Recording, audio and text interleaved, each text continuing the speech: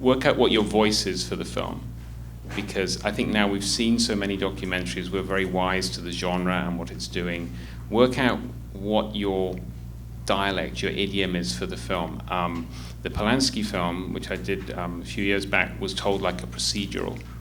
It was told like a crime with, there's an incident's happened, and that's the inciting incident that gets the story going. And that's the motor that pulls you through the story.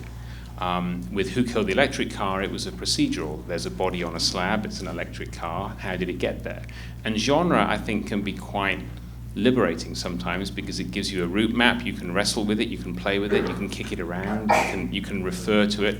And Revenge of the Electric Car started off like a monster movie. We were going to sort of play with the genre of monster movies, it's back and back from the dead. But we found while we were doing it, and you'll see from the first clip here, it became more like a noir film.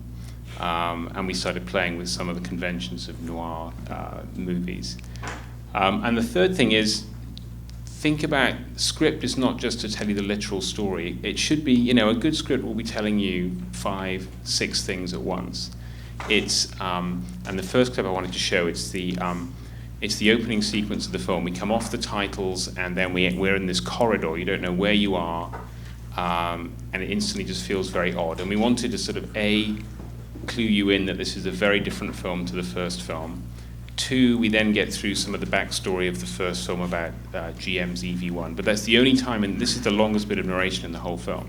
But it clears away the first film, and sort of hopefully visually and in terms of the tone of the script clues you in that you're going to get a very different film here. So that's what I mean about trying to get the narrative to tell you lots of things at once, because then you're intrigued. I mean, then you don't start going like, okay, I know where this film's going. It's always going to be wrong-footing you a bit in terms of what you're expecting. And in that respect, I think it's more like features, and it's more like drama, I think. I mean, you really are trying to keep people on their toes. So the 2 clips I was going to show are firstly, the opening sequence of the film when Tim Robbins brings you into the world that we're going to be in for the movie and recaps a bit of General Motors and the EV1. The second clip is a scene with one of our 4 characters, who is Elon Musk, who was the head of Tesla. And we chose Elon because he's, this classic kind of entrepreneur. He decides he can make electric cars. He's going to teach Detroit a lesson. It's like making an iPhone. What can be the problem? So we filmed with him for about 2.5 years on the understanding that we wouldn't use any of the footage until this year.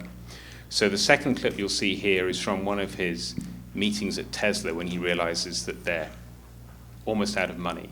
And they've been working for 2 years and they've basically made about 100 cars. And he's getting the bad news from his executives about this. And in that scene, I think there's only one there's only one line of actual script, but the point is that it's storylined out like a film in a feature. So the dialogue in there is all, we actually had it on the page in final draft, so it reads like a feature script. And that sort of helped us, I think, when we were structuring it. So that's more of a scene that was storylined, but doesn't have so much narrative in it.